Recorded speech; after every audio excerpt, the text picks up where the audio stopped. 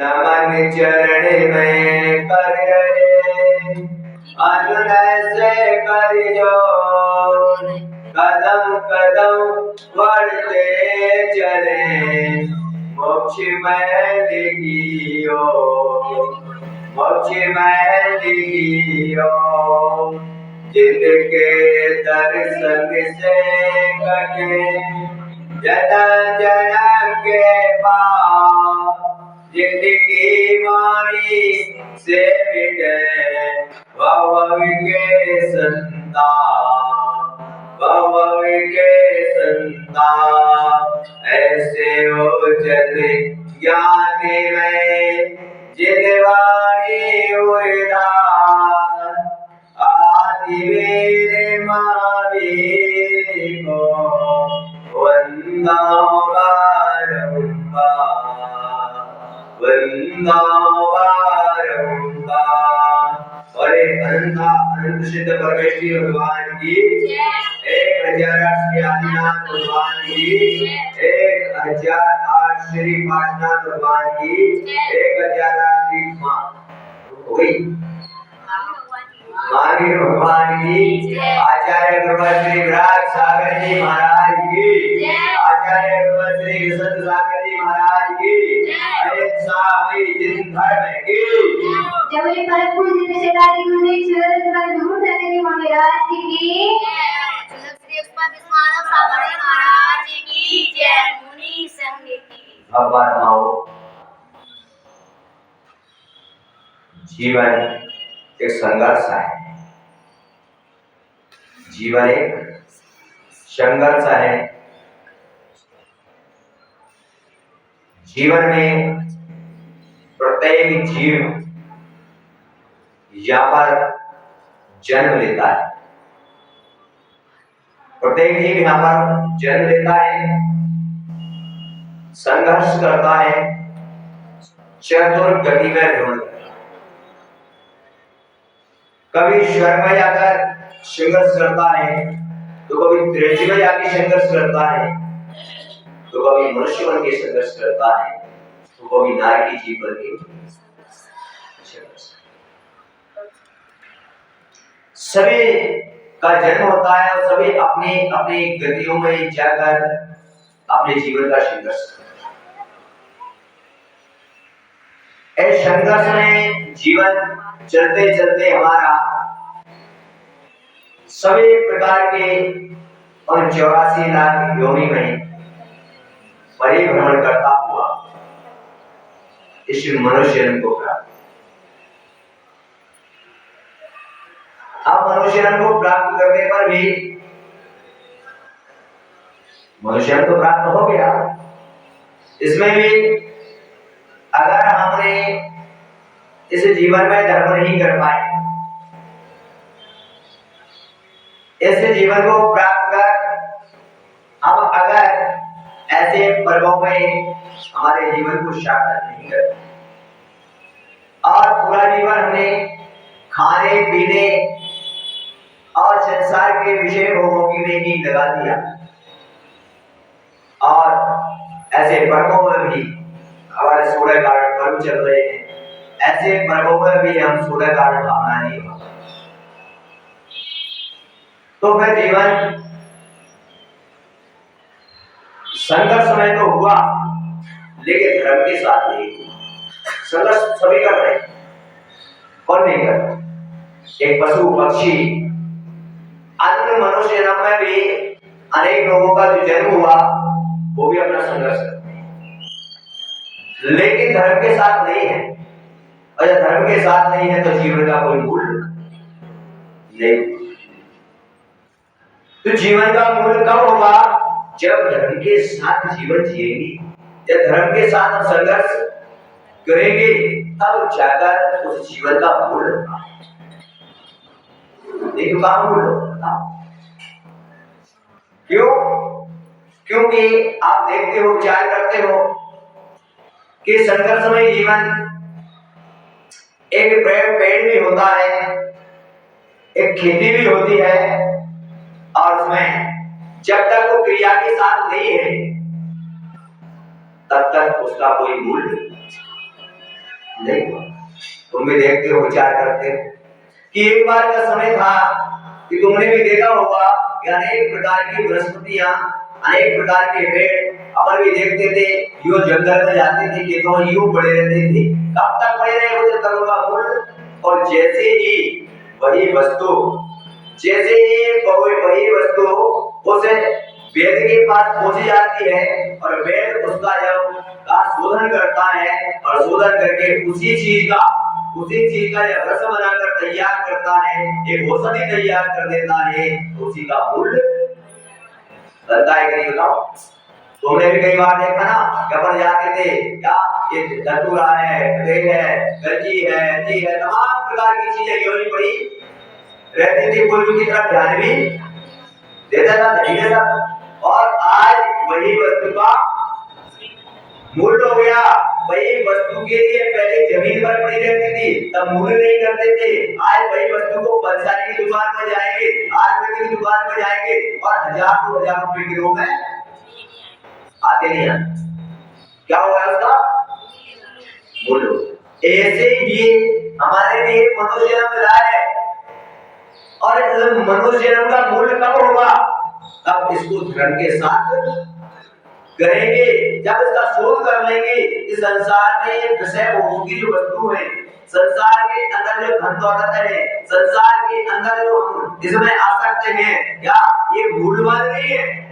अब ये जीवन मूल्यवान नहीं है। और जैसे ही व्यक्ति के जीवन के अंदर में धर्म की भावना जागती है, जैसे ही उसके अंदर स्वयं कारण भावना भागती है, जैसे ही उसके अंदर दशरथ वर्ग की भावना आती है, जैसे ही अपने कर्तव्य की भावना आती है, उसका मूल्य नजर आने लगता है।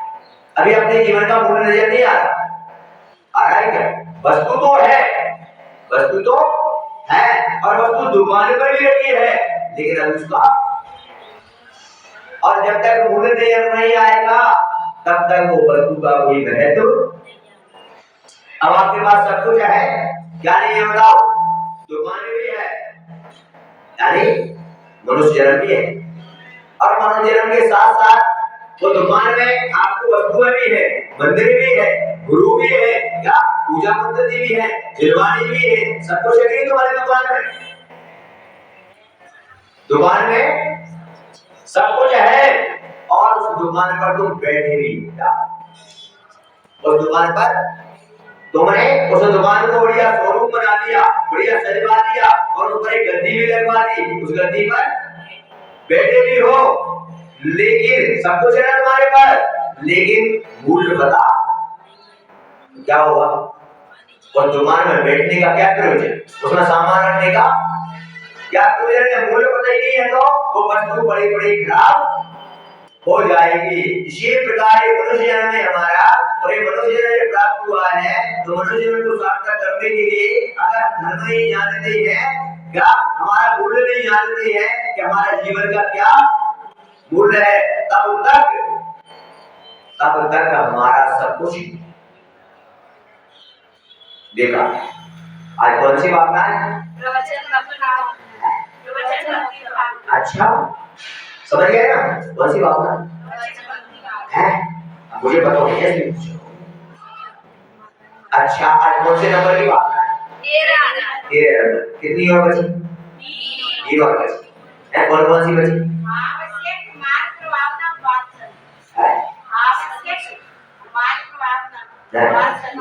अच्छा, अब आसन के बाद कौन सी है? ऐसे ही है, ये तो ज्ञानी आदमी है।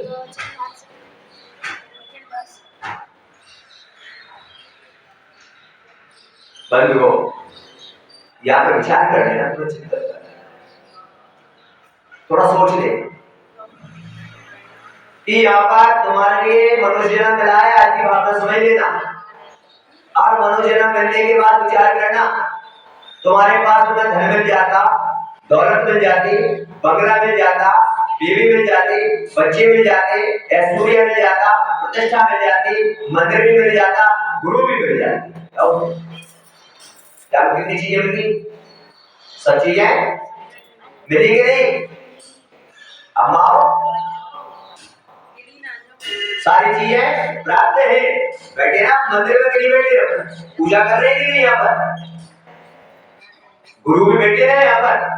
अब जयपुर में बैठा हुए कि नहीं हम लोग, लेकिन ध्यान रखो आज कितना हमारा पुण्य है, कितना हमारा पुण्य है आज विचार कर लेना। खास अगर तुम्हारे लिए सब कुछ मिलने के बाद, सब कुछ मिलने के बाद अगर आप अंग और उपांग से हीन होते तो क्या कर पाते हो, बोलो कुछ कर पाते? आपके पास सब कुछ प्राप्त है लेकिन अंग और उपांग कम अगर होता तो क्या कर सकते थे? कुछ भी कर पाते क्या, बोलो? अगर आपके यहाँ एक अंग नहीं है या एक उपांग कम है या ज्यादा है तो ना सेव कर सकते हैं और ना गुरुओं को जीवन का मूल कुछ बचा क्या, बोलो?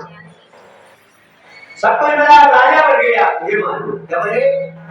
राजा बन गए, लेकिन वंचित किससे हो गए? धर्म से वंचित हो गए तो जीवन का कोई बचा क्या, बताओ? नहीं बचा। तो आज यही कह रहे हैं आचार्य तुम्हारे भी, ये बता रहे हैं तुम्हारे आचार्य भगवान क्या कि तुम कितने पुण्यशाली जीव हो, कितने सौभाग्यशाली जीव हो, क्या आपको क्या मनुष्य जन्म मिला और मनुष्य जन्म के अंदर भी बड़े पुण्य से जैन कुल मिल, और जैन कुल मिलने के बाद भी क्या आपको सार्वभौमिक शरीर मिला। सार्वभौमिक मतलब किसी प्रकार का कोई अंग की या उपांग की कमी है क्या, बताओ? नहीं है ना। जब नहीं है कमी तो हे बापाओ, यहाँ पर आचार्य कह रहे आगे बैठने वाले बिल्कुल बात करना, आगे बैठने वाले बिल्कुल बात करना, अपना अपना निर्णय चुपचाप। अगर आप 5 बार आदत हो तो आगे पीछे हो जाए, ध्यान रखो इस बात। ज्ञानी आत्मा ने बने अपना काम करे, विचार करना, थोड़ा चिंतन करना क्या कि सारे उपांग तुम्हारे लिए मिला है, सारे अंग है, सारे उपांग है, जैन कुल मिला है, जैन सार गुरु मिले हैं तुम्हारे लिए, क्या भगवान के आशीर्वाद से तुम्हारे पास घर है, बंगला है, गाड़ी है, धन है, दौलत है, सब कुछ है, बेटा है, बेटी है, सब कुछ दिया है, इसके आशीर्वाद से मिला है भगवान के। लेकिन ध्यान रखो सब कुछ मिलने के बाद आज तुम्हारे लिए यही बताया जा रहा है कि ऐसा शरीर मिलने के बाद भी जिसमें किसी प्रकार की कोई कमी नहीं, उसके बाद भी अगर हम अभिषेक नहीं कर पाए, उसके बाद भी हम अभिषेक नहीं कर पाए, उसके बाद भी हम भगवान की पूजा नहीं कर पाए, उसके बाद भी हम गुरुओं की सेवा नहीं कर पा रहे हैं, तो आचार्य कह रहे हैं यहाँ पर बता रहे हैं क्या तुम्हारा जीवन व्यर्थ है, तुम्हारा जीवन व्यर्थ है। क्यों? क्योंकि अंगहीन व्यक्ति भी इन चीजों को प्राप्त हो सकता है, वो भी संसार में प्रतिष्ठा को प्राप्त, वो भी राजा के पद को प्राप्त हो सकता है, लेकिन अंगहीन व्यक्ति ये कार्य आपसे कर सकता है? नहीं कर सकता। गुरुओं को हाथ दे सकता है? नहीं दे सकता। तो वो व्यक्ति वहां पर विचार करता है, खड़ा खड़ा चिंतन करता है और विचार करता है कि इतना मुझे वैभव मिला है, इतनी मुझे प्रतिष्ठा मिली है, इतना मुझे सब कुछ मिला है, और चिंतन करता है, आंसू बहाता है कि मेरे जीवन में कौन से पुण्य का ऐसा कमी आ गई मेरे अंदर जिससे मैं अंगहीन पैदा हुआ, सब कुछ तो मिला और सर्वोपरि नहीं मिला, इसलिए मैं तीर्थंकर की भक्ति करने से वंचित है। क्या कर रहा है व्यक्ति? ऐसा चिंतन कर रहा है, विचार कर रहा है कि यारो घरों की संपत्ति मुझे मिली, संसार में वैभव मुझे मिला, लेकिन वो कहता है कोई मतलब का क्यों? क्योंकि मैं आई तीर्थंकर प्रभु की नहीं कर पा रहा, इसलिए कोई मतलब का नहीं। चल चिंतन करो, क्या आज मेरे पास सब कुछ मिला, मुझे मैं मिला, अटारी मिली, मैं संसार के अंदर में इतना बड़ा व्यक्ति बना, हजारों लोगों को भोजन करा रहा हूं, मैं हजारों गरीबों को दान दे रहा हूँ, मैं हजारों का कार्य कर रहा हूँ, मनुष्यों में व्यक्ति होता है, आंसू बहाता है, क्या क्या मैं कितना पुण्यहीन हूँ, क्या ये आज किसी गुरु की अंजलि में आदान नहीं। और चिंतन कर रहा है अंगहीन और ऐसा, लेकिन आपको सागोपान हो, सारे अंगों के साथ हो, क्या अब विचार कर लेना। और हम इन विषय भोगों की आसक्तियों में, क्या हम इस संसार की तुच्छ वस्तुओं को पाने के लिए, क्या सब कुछ प्राप्त होने के बाद भी हम तीर्थंकर प्रभु का अभिषेक नहीं करता है। आपको विदित है चिंता करना कि आज तुम पुण्यशाली जीव हो, कि तुम्हारे लिए आज भगवान आपसे कर रहा है, आपसे पुण्यशाली जीव हो। क्यों? ध्यान रखो, समूह शरण में साक्षात देवी विराजती है, उनका अभिषेक नहीं होता है, उनका अभिषेक नहीं होता है, क्योंकि अभिषेक तो तीर्थंकर भारत का होता है, इसका होता है, ठीक है ना। अभिषेक जानते हो कि प्रथमा अभिषेक होता है, तीर्थंकर भारत का अभिषेक होता है, जन्म अभिषेक, कौन सा? दीक्षा अभिषेक होता है, राज अभिषेक होता है, कौन सा? राज अभिषेक भी होता है, पर भगवान का अभिषेक तीर्थंकर भारत का होता है, इसका भगवान का अभिषेक क्यों? क्योंकि ये भगवान केवल ज्ञान को प्राप्त करते हैं बंधुओं। तो कल बता तुमने प्रश्न किया था ना कि भगवान जब समूह शरण में पहुंचते ही समूह शरण के अंदर में 5000 धनुष ऊपर, 5000 धनुष ऊपर होते ही विचार कर लेना वहां पर अभिषेक ऐसा पुण्य हमको मिला है। आज एक मनुष्य ने मिला है कि आज हमारे लिए यहाँ पर और 100 में इतने इंद्राणी बन गए, क्या यहाँ पर देव देवांगना बन गए। आज भी तीर्थंकर भगवान का पादशिला पर ले जाकर आज भी हम स्थापना करके उनका अभिषेक करने को मिल रहा है, मिल रहा है क्यों? पढ़ते हैं ना, जिनको गणधर इंद्र भी ना छू पाए, क्या समूह शरण के अंदर में बैठने वाले को छुपाते हैं वो लोग। और आज हम कितने पुण्यशाली है, साक्षात प्रभु के चरणों में आकर हमारा नतमस्तक हो रहा है, हम उनका अपने हाथों से अभिषेक कर रहे हैं। विचार करो थोड़ा सा, मुझे बढ़ गया इसलिए बंधुओं मैं तो यही कहना चाहूंगा, आप लोगों से निवेदन करना चाहूंगा कि जीवन अगर मिला है, जीवन को सार्थक अगर करना है, तुम्हारे सातों भाग शरीर में रहा, तुम्हारे नामकरण की वजह से, नामकरण की वजह से सारे शरीर की रचना सुंदर हुई है।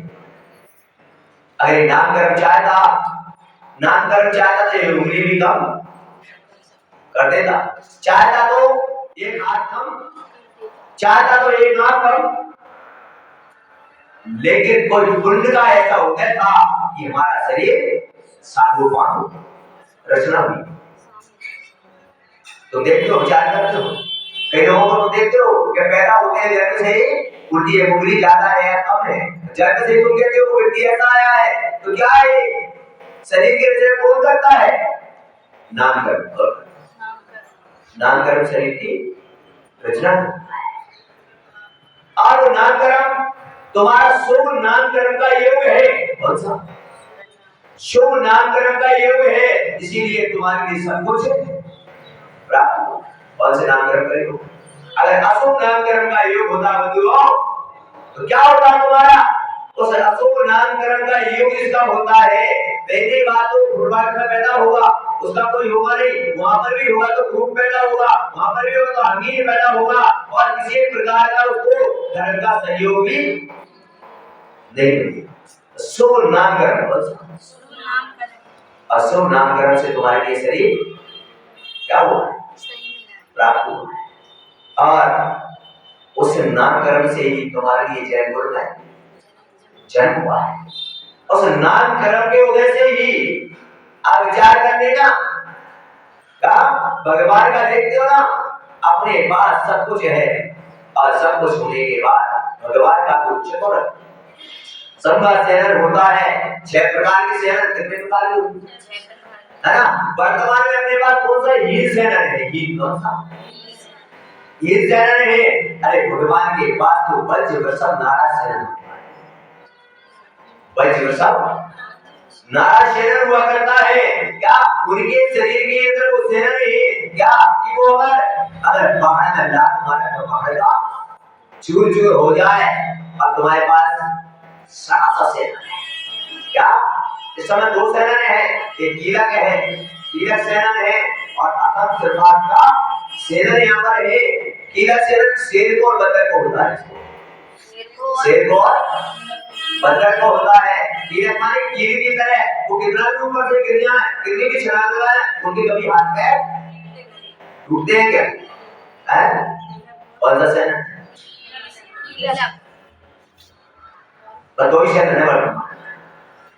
और असम सरकार का सेना जो है अपन लोगों के पास है सड़ा गला। अगर तुम्हारी पैर में ठोकर लग जाए तो तुरंत पैर का फ्रैक्चर हो जाता है क्या? तो वज्र संग्राम इस हड्डियां उनकी वज्र की होती है इसकी। और अपना कौन सा सेना है? ऐसा ही सेना है क्या? देखते हैं ना, पर विचार करते हैं, पर क्या हुआ? बोले रास्ते में जा रहे थे, पैर फिसल गया, बोले हड्डी टूट गई।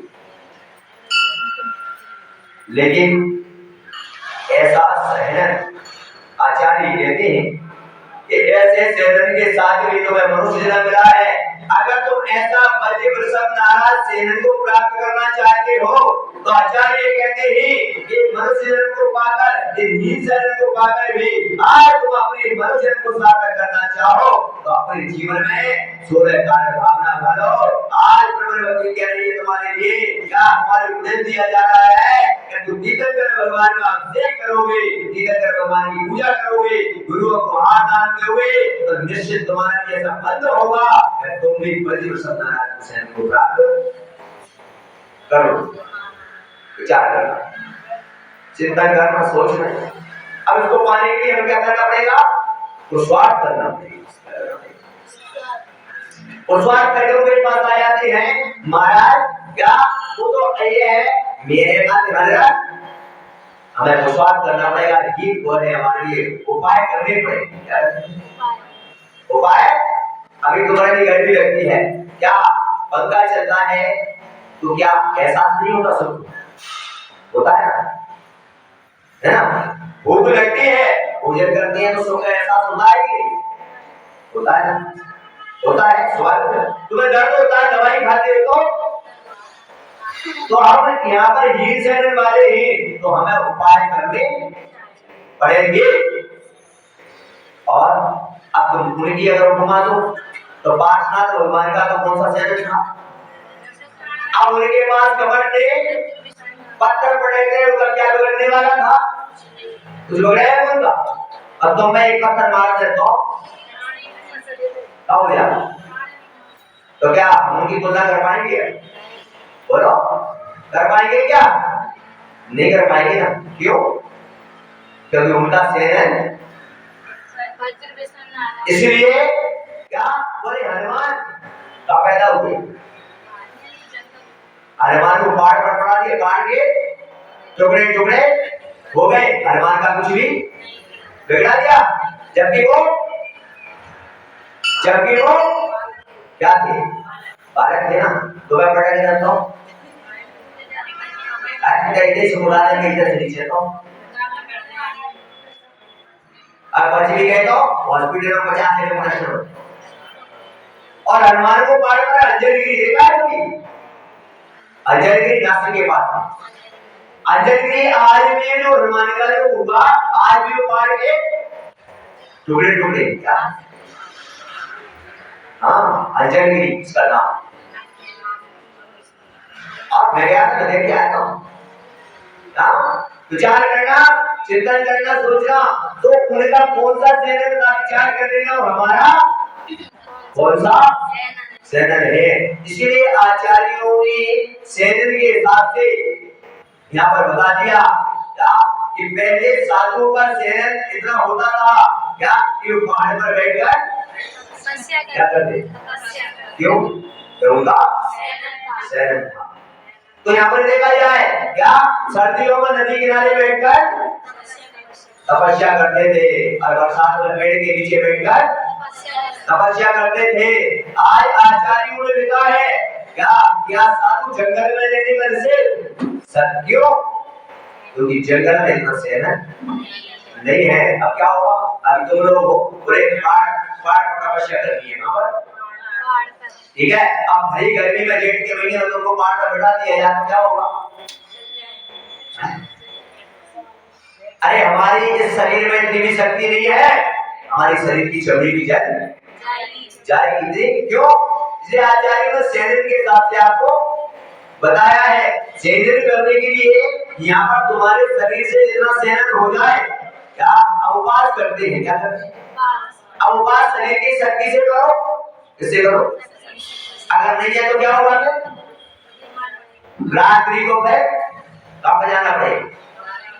एक बार की बात है, मैं जब छोटा था सिद्ध चक्रवर्ती चल रहा था और सिद्ध चक्रवर्ती चल रहा था तो सिद्ध चक्रवर्ती में उस समय आपको विदित होना चाहिए कि उस समय जब विधान चलते थे तो उस समय सारे लोग वहां पर बड़े आनंद के साथ विधान पूरा प्रांगण भरा, हजारों लोग वहां पर बैठे हुए और उस समय खड़े होकर पूजा कर रहे हैं। बढ़िया पूजा सुबह से चलती थी, कितने बजे तक? 2 बजे। क्यों ऐसा? क्योंकि पहले का सिस्टम था, पहले जब विदारों में बैठते थे उस समय नियम दिलाए जाते थे कि आपका एक टाइम शुद्ध भोजन रहेगा, आज से नहीं बनेगा तो शाम को आप जल फल ग्रहण करेंगे, आपको चटाई पर सोना होगा, आपको संयम धारण करना होगा, आप बाजार का नहीं खाओगे, रात को नहीं खाओगे, रात को नहीं वापस का सेवन नहीं करोगे, दवाई का प्रयोग नहीं करोगे, सारे नियम दिलाए जाते थे। बंधुओं, तभी उस विधान में बैठने की क्या दी जाती? अनुमति मिलती। क्या? क्यों ऐसा? क्योंकि हमारे शास्त्रों में लिखा है कि आप बगैर अष्टगुण को धारण करे बगैर, सप्तविष्णुओं का त्याग किए बगैर, क्या सप्तविष्णुओं का त्याग किए बगैर, सप्तह का त्याग किए बगैर, क्या 25 दोषों का पालन करते हुए जो व्यक्ति भगवान की आराधना करता है उसी के लिए पात्रता, इसके लिए उसी को पात्रता मिलती है। बंधुओं, अब उस समय नियमों का पालन चल रहा, सब कुछ चल रहा था और वहां पर आपको बता देता हूं मैं, वहां पर पंडित जी तो आए हुए थे, संगीतकार जी भी आए हुए थे और अभी कुछ दिन में अपने संगीतकार जी की शुरू हो जाएगी पंचमी से। कब? पंचमी। इसीलिए तो अभी क्या चार्ज कर रहे हैं बैटरी, क्या कर रहे हैं? बोले पूरी बैटरी चार्ज हो जाए तो 10-15 दिन में बैटरी को क्या करना? चला। और वहां पर आपको कहते हैं तो दीदी आई हुई थी। क्या? तो दीदी आई थी आचार्य विद्यासागर महाराज की, और मैं एक दीदी जो थी उनका स्वास्थ्य बिगड़ गया। क्या हुआ? स्वास्थ्य बिगड़ गया। जब स्वास्थ्य बिगड़ा तो हमने कहा उन दीदी से, मेरे का आप ट्रीटमेंट करवा लो। क्या करवा लो? ट्रीटमेंट करा लो। बोले मैं नहीं कराऊंगी, मेरे का करवा लो। मैंने कहा करवा लो। उस समय मेरे तो मैंने आपको बताया कि 8 साल की बात उम्र से लेकर मैं तो 8 साल की उम्र से कभी मेरे जीवन में मुझे ध्यान नहीं कि शायद मैंने कभी अभिषेक छोड़ा, पूजा कभी। मेरी स्थिति ये तक रही कि मैं अगर यात्रा पर जा रहा हूँ, कभी कभी तो ये भी मौका आया कि 2-2 दिन तक मैंने पानी की ग्रहण, कभी मेरा नियम था कि दर्शन नहीं तो पानी। क्या आप लोग कहते महाराज जिनवानी पड़े थे? ये भी नहीं था मेरा। मैं तो कहा जब मैंने नियम भगवान के दर्शन कर लिया तो इसके दर्शन होना चाहिए, जिनवानी पड़ गई मेरा काम नहीं। बंधुओं, मैंने दीदी से कहा और दीदी बोली कि मैं नहीं लूंगी। मैंने कहा हम खबर करवा देते हैं, तुम्हारे गुरु से आज्ञा मंगा देते हैं। क्या? बोले नहीं, हमें उनके जिनके पास वो रहती थी महाराज से सूचना कराएंगे। और महाराज ने कहा कि अगर ज्यादा अस्वस्थता है तो आप ट्रीटमेंट क्या कर सकती, ले सकती। पर उन महाराज का आदेश आ गया। आदेश के बाद भी दीदी ने कहा मैं ट्रीटमेंट नहीं लूंगी, मेरे का तो लेना है क्या कहा। अब हुआ क्या बंधुओं, अब मैं तो आपको पता ही है शुरू से मंदिरों में रहता था घर पर, और मंदिर में वहां पर मेरा भी प्रभाव, उनका भी, पंडित जी भी वहीं पर। और मेरा एक सिस्टम था, कभी भी कोई भी त्यागी प्रति अगर साधु आ जाते थे, जब तक मैं गृहस्थ में रहा 24 घंटे उनकी देख, उनका उठना, उनका बैठना, उनका पढ़ना, उनका सेवा में। महाराज जब आते थे तो मैं उनके कमरों में रहता था और पूरी रात बैठ जागता था, इसलिए कि महाराज लघु संत अगर जाएंगे तो इनको तकलीफ ना हो जाए। रात्रि में सर्दी पड़ रही है, इनका अगर प्यार नीचे गिर गया तो महाराज तो आपसे रखेगी नहीं। तो रात को जैसे मैं देखता था उठकर, जैसे नीचे गिर जाता था, बात उठा के जमा। क्यों? क्योंकि मुझे विदित था कि ये श्रावक का क्या है, और मैं ऐसे चिंतन करता था। जब मुझे विदित है कि श्रावक का कर्तव्य है और मैं नहीं कर पा रहा, तो मैं कहता मेरा पैदा होना क्या है, इस धरती पर पैदा होना क्या है। ये जमीन भी कहती है, ये धरती भी कहती है क्या कि तू अगर जमीन पर पैदा हुआ है और तू अपने कर्तव्य का पालन नहीं कर रहा है, तो जमीन भी कहती है तू उस पर भार क्या है। मैं तेरा वजन सहन कर रही हूं, लेकिन मन से नहीं, सिर्फ पैदा हो गया इसलिए झेल रही, लेकिन तू कर्तव्य नहीं कर रहा है, इसलिए जमीन पर क्या है, तू भार है, भार क्या है। क्यों? तो मैं अपने कर्तव्य का पालन नहीं कर नंदुरो। और उस समय उनका स्वास्थ्य बिगड़ता है और उनको दस्तक लगना शुरू हुई, बमन शुरू हुई, हालतें हुई क्या कि सारा शरीर निचोड़ गया, आंखें अंदर को जाने लगी। मैंने कहा अब मैंने रूपादेश तो आ ही गया था, कोई दिक्कत तो थी नहीं। पड़ोस में ही क्या हमारे जैन डॉक्टर रहते थे क्या, उस जैन डॉक्टर को रात्रि को मैंने आवाज लगाई मंदिर की छत पर जाकर, मंदिर की छत के पास उसका घर था, मैंने आवाज लगाई उनको। अरे आवाज लगाई बंधुओं, तो डॉक्टर जो था उठा, सारे परिवार वाले थे, मैंने कहा ऐसी ऐसी बात है, और वो आया। अब क्या हुआ, इलाज तो करानी पड़ा। रात्रि को बोतल चढ़ गई और इतनी बोतल लगी, 50 बोतल लगी, 2-3। क्यों? जब लाइन कर तो शेष था, मर सकते नहीं थे, इसलिए उपचार क्या था। और ठीक हो गई, ठीक होने के बाद प्रायश्चित ले लिया, और प्रायश्चित लेकर पुनः अपने साधना में क्या हो गई। तो अपन लोग क्या कह रहे हैं आचार्य नंबर, आचार्य आपको समझा रहे हैं कि आप ऐसे ही शरीर वाले हो, इसलिए आपको उपचार करना पड़ेगा, उपाय करने पड़ेगी।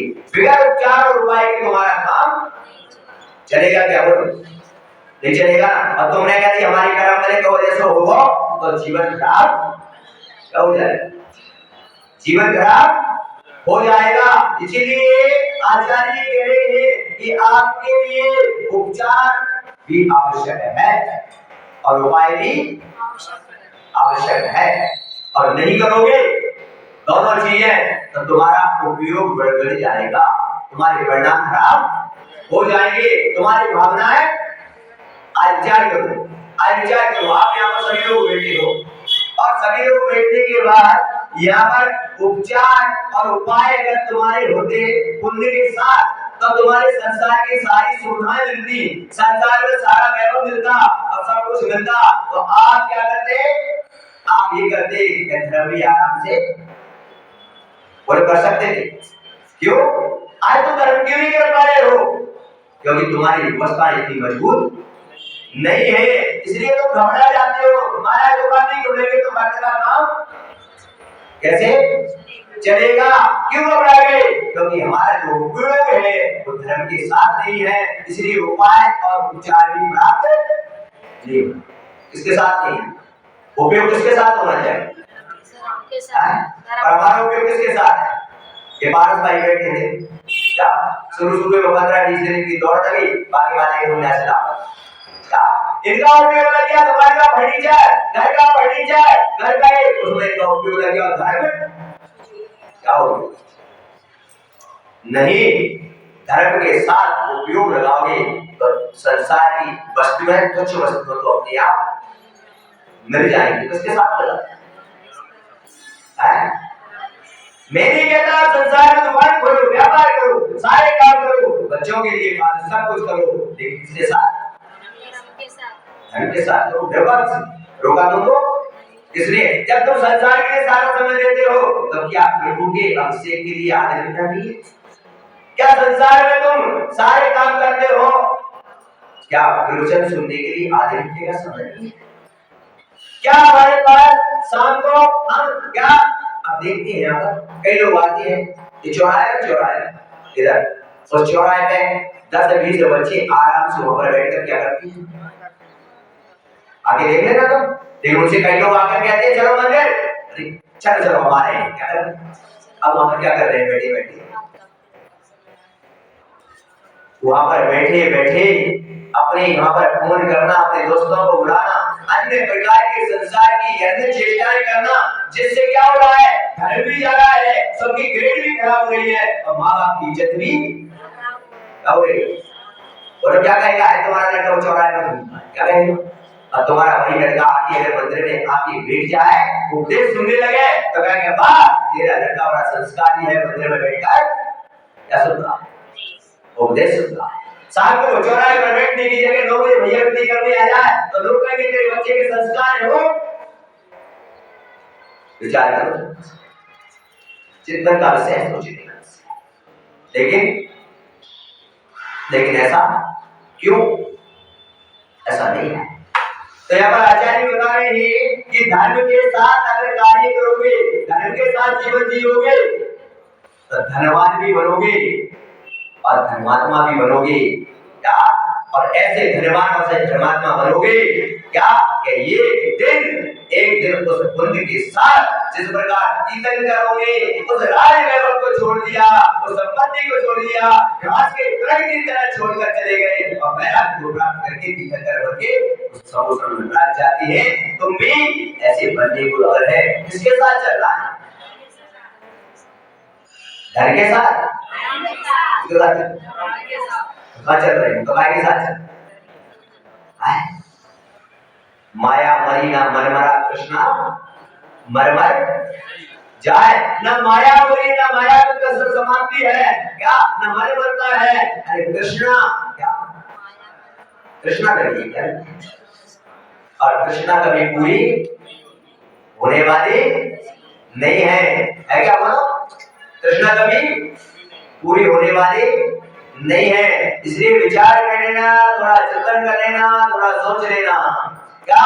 नहीं तो जीवन के अंदर में जब मूल समझ में नहीं आएगा बंधु, तब इस प्रकार की स्थिति हमारे जीवन की हो जाया करती है, इस प्रकार की स्थिति में हमारा जीवन चला जाया करता है। और इस प्रकार की स्थिति सोचते तो है, ऐसा नहीं सोचते तो है पर कर नहीं बोलो, सोचते तो है पर कर नहीं पाते। इस प्रकार जिस प्रकार की बात आती है, एक किसान जो था, और वो किसान गरीब किसान था, अपने खेत के अंदर में खेती करता था। खेती करने के बाद एक बार उसका एक पुण्य का उदय आया। तुम्हारा भी पुण्य का उदय आया है कि तुम मनुष्य वर्ग के जन्म में क्या आया? तुम्हारा पुण्य का उदय आया। उसका भी कोई पुण्य का उदय आया और पुण्य का उदय आने के बाद तो खेती कर रहा था, ये गड्ढा खोद रहा था और गड्ढे खोदते खेती करते करते उसके लिए देखा एक जगह उसके लिए देखा कि चमकते हुए कुछ पत्थर नजर आए। कैसे चमकते हुए कुछ पत्थर नजर आए तो उसने उन पत्थरों को रख लिया अपनी कोठरी में और उसने सोचा, विचार किया ये पत्थर क्या मुझे क्या उसको पहचान नहीं थी? आप लोग भी यहाँ पर आए हो, जेलपुर में आए हो, मनुष्य बनकर आए हो, क्या तुम्हारे लिए वो अमूल्य रत्न की पर उसकी पहचान क्या नहीं? पहचान नहीं है। क्यों? क्योंकि जिस प्रकार वो किसान जो था वो मिट्टी में हल चलाता था, उसे जमीन में जोत लेता था, कभी जीवन के अंदर में, कभी जीवन के अंदर में वो जानता ही नहीं था क्या कि चमकीला पत्थर की क्या पहचान और बगैर चमकीले की क्या पहचान है, उसको विदित नहीं था। इसी प्रकार संसार में मनुष्य आए हैं, उनके लिए पता नहीं है कि धर्म क्या चीज है, कि मनुष्य जन्म का मूल्य क्या है, और वो भी अन्य लोगों की तरह संसार के विषय भोगों में, खाने में, पीने में, घूमने में, फिरने में, अनेक प्रकार की इस संसार की व्यवस्थाओं में अपना जीवन क्या कर रहे हैं? और क्या कर रहे हो? बोलो, क्या कर रहे हैं? और हम बताइए क्या कर रहे हैं? कुछ नहीं कर पा रहे। बंधुओं, विचार कर लेना। और वो किसान ने सोचा, विचार किया कि मैं इतना परेशान होगा, कैसे पत्थर और उठा के लाता। वही पत्थर उसने रख लिए और उसने कहा जब जानवर आएंगे, जब पक्षी आएंगे तो उनके उड़ाने के काम, इसको उड़ाने का मतलब पक्षियों को।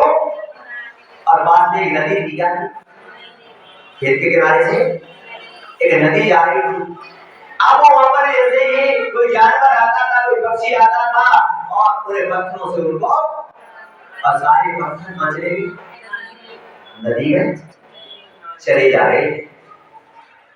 विचार करो, इसी प्रकार ये मनुष्य जन्म तुम्हें मिला है, वो पत्थरों की तरह तुम्हारा भी जीवन इन विषय भोगों की नदियों में इसमें जाता है। एक तृष्णा के सागर में इसमें जाता है। और एक दिन उसकी पत्नी आई, और पत्नी ने, किसान बहुत देर हो गए, बोले चलो किसान से मिल भी आऊंगी, और इतने देर बाद उसको खेत पर आई, उसके लिए भोजन पानी भी लेकर आई, किसान से मिलने आई। उसने देखा क्या ये पत्थर पड़े हुए चमकीले, क्या एक दो चार पत्थर मैं भी ले चलूं? किसान ने कहा ये मुझे किसके काम आते हैं? किसके काम आते? बंद हो माने कि दो चार तो दे दूं।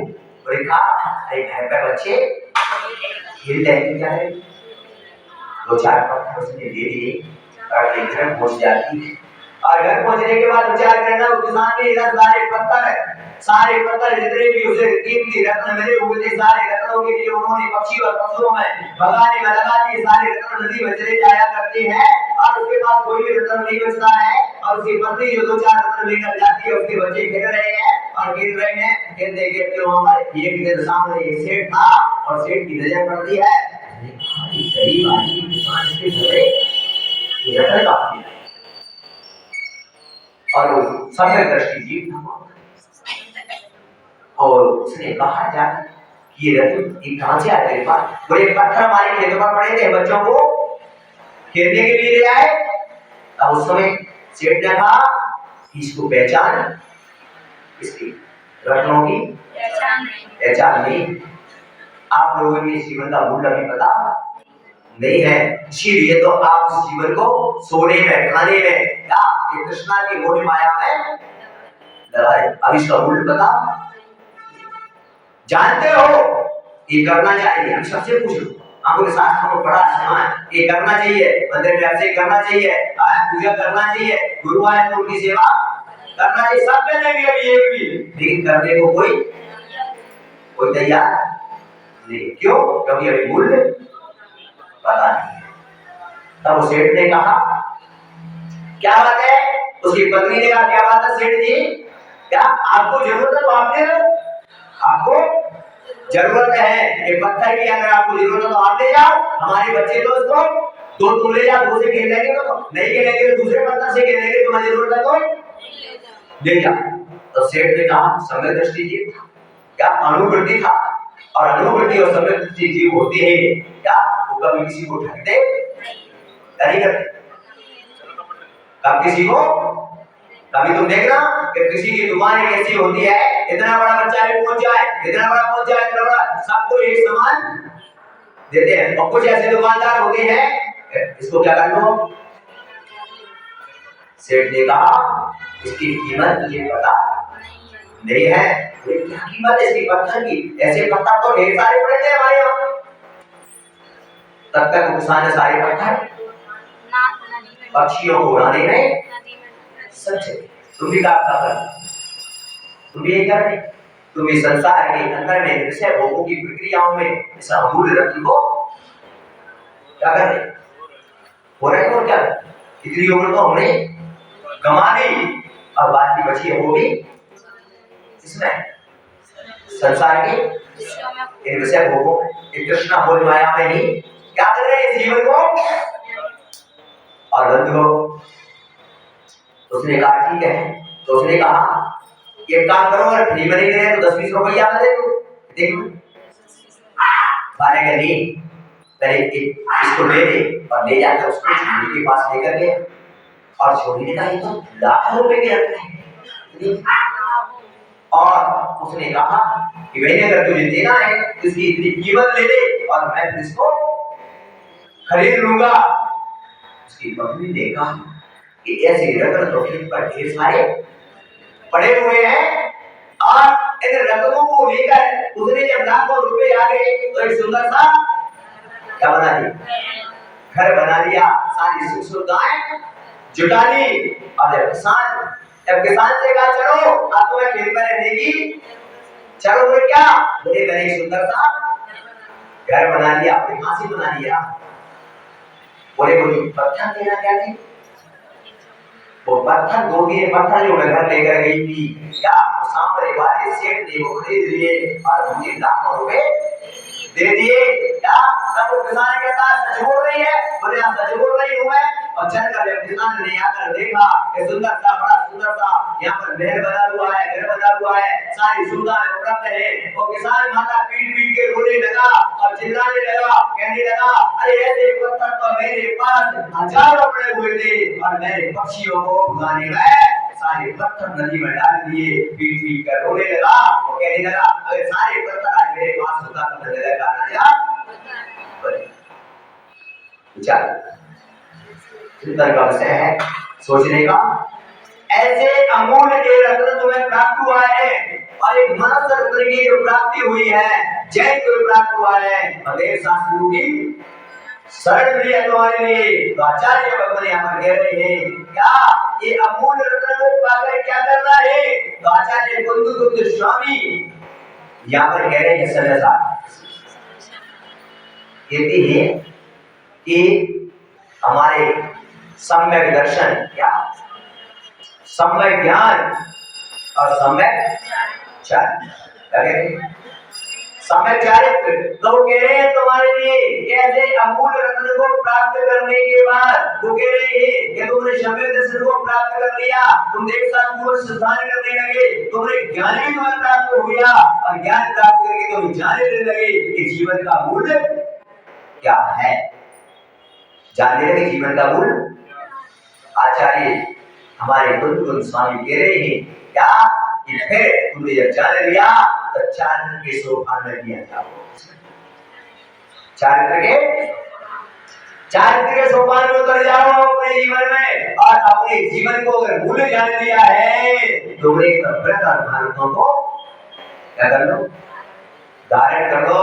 क्या तो आचार्य यहाँ पर कह रहे हैं कि अगर तू ये चारित्र को धारण कर लेता है तो तेरा जीवन सार्थक हो जाएगा, आत्मविश्वास भक्ति हमारी सार्थक हो जाएगी। और वह स्वामी सूत्र बताया सार्थक हो जाएगा। क्या तत्व सूत्र में पहले सूत्र बताओ मंगलाचरण के बाद, मंगलाचरण में देखा ना, बहुत कुमार सुनेताराम बेताराम धर्म बेताराम ज्ञाताराम विशुद्धत्वनाम वंदे तद्गुण, क्या कह रहे हैं वो उसी में बता दिया क्या कि मैं ये मूल्य को जान लिया तुमने, इस जीवन के मूल्य को अगर तुमने जान लिया तो तुम कहोगे बंदे तद्गुण, हे भगवान मैंने अब जीवन के मूल्य को जान लिया है, इस रत्न की कीमत मैंने जान लिया है, अब मैं कुछ भी नहीं सोच रहा, मैं कुछ भी विचार नहीं कर रहा। अब तो मैं तुम्हारे चरणों में ऐसी वंदना करूंगा, ऐसी वंदना करूंगा क्या कि सारे बंधनों से मुक्त होकर मैं भी तुम्हारे जैसा बन जाऊं। कब करोगे ऐसी वंदना? कब करोगे ऐसी वंदना? कब होगा ये मंगलाचरण सार्थक है? कब होगा मंगलाचरण सार्थक? कब ऐसी वंदना करोगे? इस तारीख की तरफ इस तारीख में करते रहोगे क्या कि मंदिर में आके घंटे गुजारते रहोगे?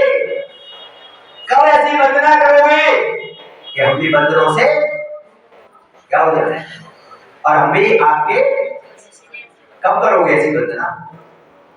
कब करोगे? और प्रथम सूत्र में उन्होंने लिख दिया सम्यक दर्शन ज्ञान विचार प्राणी मोक्ष मार्ग। तीनों की एकता जब हो जाती है तब मोक्ष मार्ग प्रशस्त हो। और तुमको कई बार बताया कि ज्ञान की चर्चा और सम्यक दर्शन तो चारों गति में भी मिल जाएगा। ज्ञान की चर्चा भी देवों में देवी सागर तक चलती है, लेकिन बगैर मनुष्य बने चारित्र धारण कर सकते हो? चारित्र कौन से जन्म में धारण होता है? मनुष्य जन्म में। अरे वो 14 इंद्र में ही इतना वैभव का मालिक, पता 14 में कितने वैभव का मालिक होता है? 40 शरीर इंद्राणी के उसके कार्य का मोक्ष है 40 नील। उसके पास इतनी संपत्ति उत्तीर्ण वैभव होता है क्या कि एक समूह शरण क्या तो क्या ऐसे तीर्थंकरों को 160 समूह शरण का वैभव होता है। विचार करो ऐसा सौदर मिल और संयम को धारण करने के लिए रोता है, चिल्लाता है, कहता है कि खास अगर मैं भी मनुष्य होता तो आज मैं भी प्रथम भगवान की पालकी उठाने का कार्य हो जाता। मैं संयम धारण नहीं कर सकता, लेकिन वो भी होता है। और मनुष्य क्या धारण कर सकता? चारित्र धारण मनुष्य जन्म में ही प्राप्त होता है। इसलिए भगवान माओ अगर जीवन का कल्याण करना है, जीवन का उत्थान करना है, क्या करना होगा? क्या करना? संसार की इस तृष्णा से दूर होना होगा। संसार की इस विषय भोगों से दूर होना पड़ेगा। मोह माया को क्या करना पड़ेगा? छोड़ना पड़ेगा। तो सबसे पहले आचार्यों ने आपको बता दिया कि सबसे पहले मनुष्य जन्म मिला, देव शास्त्रों ने आपने समय को प्राप्त किया, देव शास्त्रों को श्रद्धान किया और उनकी वाणी को भी तुमने सुना। लेकिन अब मौका आया है क्या संयम को क्या करें?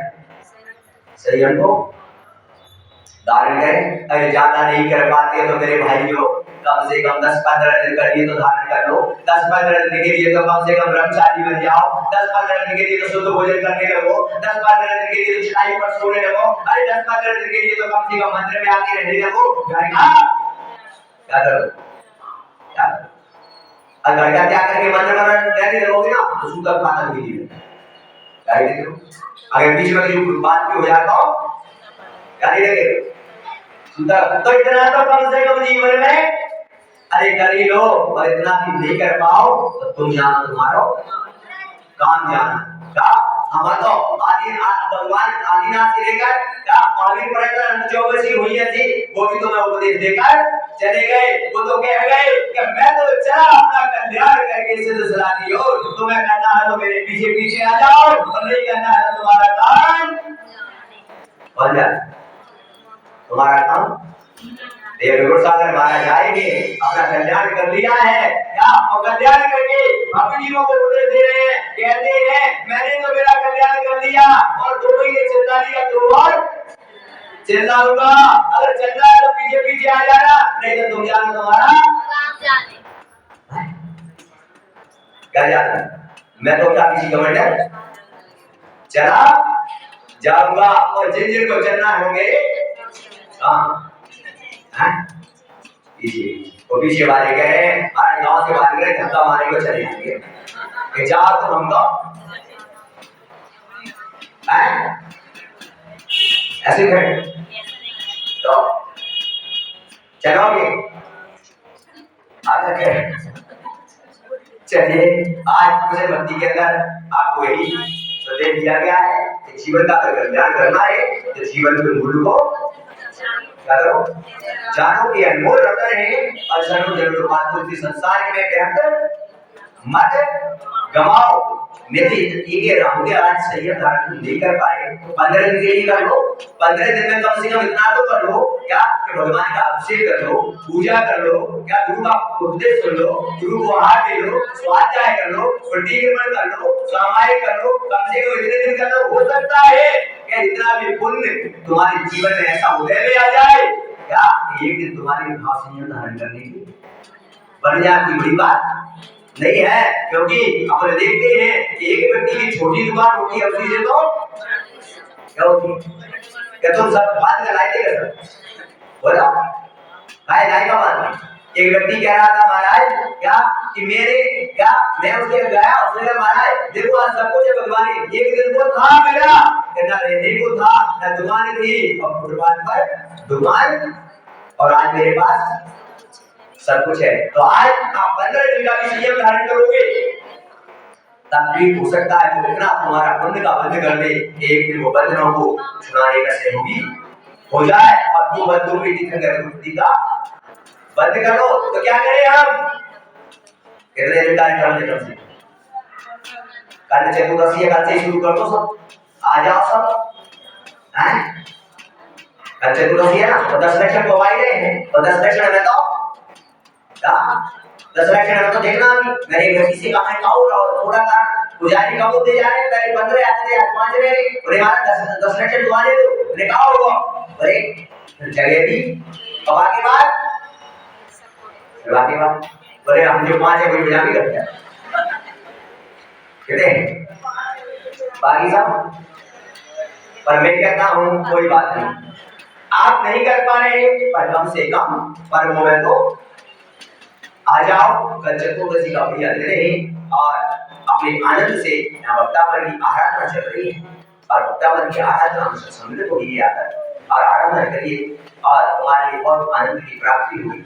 और मैं तो यही आशीर्वाद देता हूँ और भगवान से भी प्रार्थना करता हूँ क्या कि सब जीवों की दुख संकट सभी दुख दरिद्रता सब दूर हो जाए और इनके जीवन में सब व्यवस्थाएं को प्राप्त हो जाए और एक दिन इसकी परिणाम करके ये भी व्यवस्थित हो जाए और ये भी सिद्ध सिला हो जाकर विराजमान हो जाए इनका जीवन भी सार्थक हो जाए। इसी भावना के साथ 1000 श्री पार्षद भगवान की